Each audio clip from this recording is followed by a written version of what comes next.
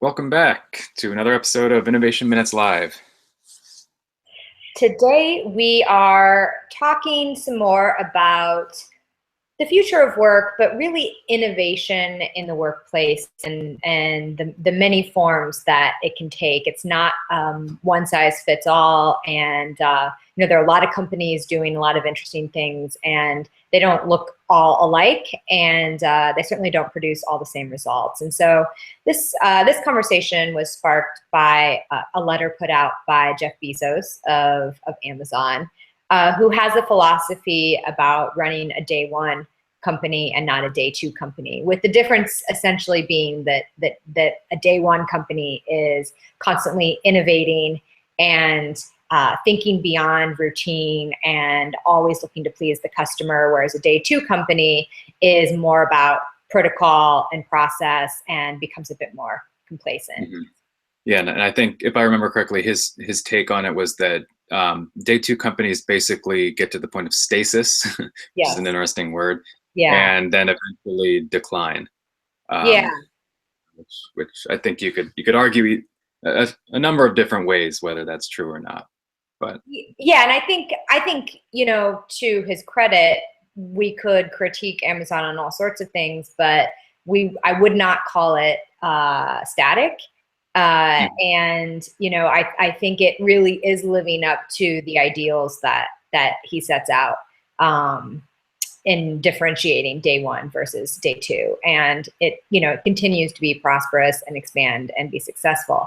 However, Amazon is not without its kind of checkered history and critiques about what it's like to actually work there. And I think that brings up the question of what makes a great company. Is it that it A, puts out a great product? Is it B, that it makes its customers happy? Is it C, that it makes its employees happy and their lives better? And I think we could argue that it's a combination of all three, and it's the third one that Amazon has been called out in the past about falling short on. Mm-hmm. Yeah, and everybody continues to love them because despite the fact that maybe it's tough to work there and maybe their website isn't the prettiest out there, it continues to provide this amazing experience for consumers. I mean, you can buy anything and have it arrive at your house basically for free within 2 days, and they do it consistently and do it really well, and for what is for most part the cheapest price. Yeah, I think they kind of hit the nail on that side of it. Yeah, I agree. And as a consumer, I was literally just on the phone with Amazon customer service this morning, and where I get real trepidation when I have to call a lot of other companies and deal with anything, it is a joy and a pleasure to deal with Amazon customer service. I know I'm going to get a human very, very shortly after I dial the extremely accessible number. And I know that they are not going to give me any grief, and they're going to resolve my issue in really a record speed. And I always am happy with the resolution after I get off the phone with them. And I honestly can't say that about the majority of other companies that I deal with whose products I really love and that, may be nice to work there. Of course, we can look to the Zappos example and Tony Hsieh, as someone who really wants to, I think, embrace all three of those principles that laid out. Yeah. And shown that it's possible to do all three and still be prosperous. Yeah.